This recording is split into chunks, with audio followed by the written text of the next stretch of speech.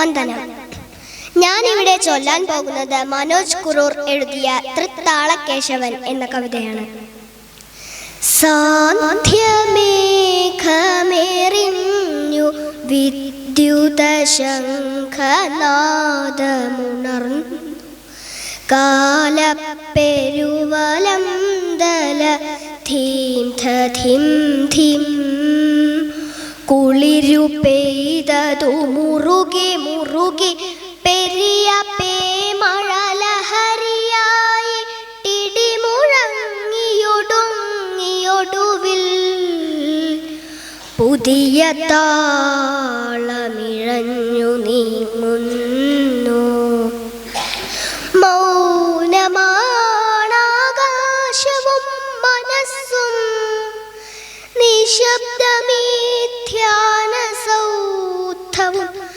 കൈയും കോലുമിത്തീനാളവും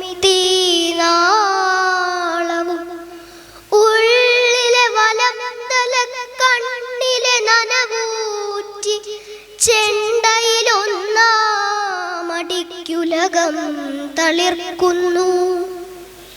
പ്രപഞ്ചം നോക്കി താളം തിരിക്കും വലങ്കോലിൽ സൃഷ്ടികാമത്തിൻ വേനൽ ചുടുകാറ്റുയർത്തുന്നു.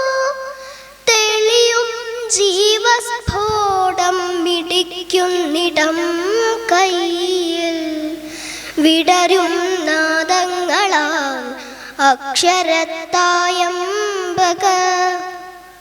നാലു നാദങ്ങൾ നാലു നടകൾ കയറുവാൻ നാലു വേദവും നാദസൗധങ്ങൾ പണിയുവാൻ കണ്ടതും കാണാത്തതും കഥകൾ തായമ്പക കൈയിലെ കുരുതിയിൽ തന്നുയർത്തിണർപ്പുകൾ.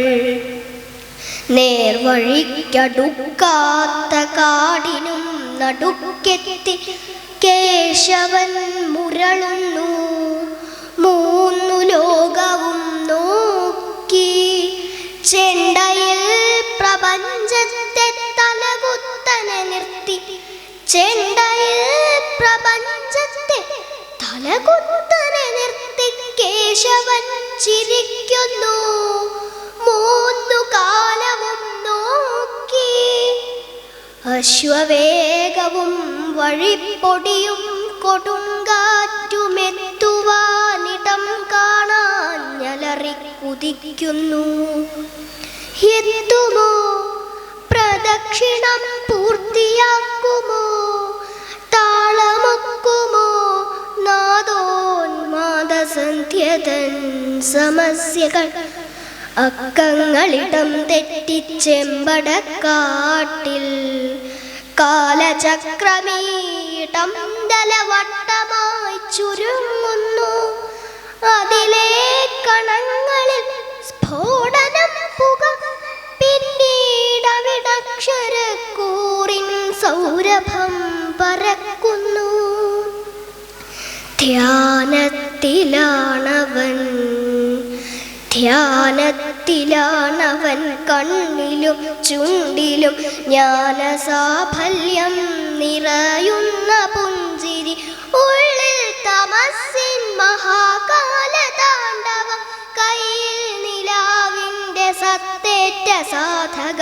എണ്ണങ്ങളേറെയുണ്ടെല്ലാം ഉരുട്ടുവാൻ കാതിൻ നിലയറ്റ കായലിൽ താഴ്ത്തുവാൻ അർത്ഥം വിളയാത്ത വന്ധ്യനാദങ്ങളിൽ സാഗര ദുഃഖം കടയുന്നു കേശവൻ. സാഗര ദുഃഖം കടയുന്നു കേശവൻ. നന്ദി, നമസ്കാരം.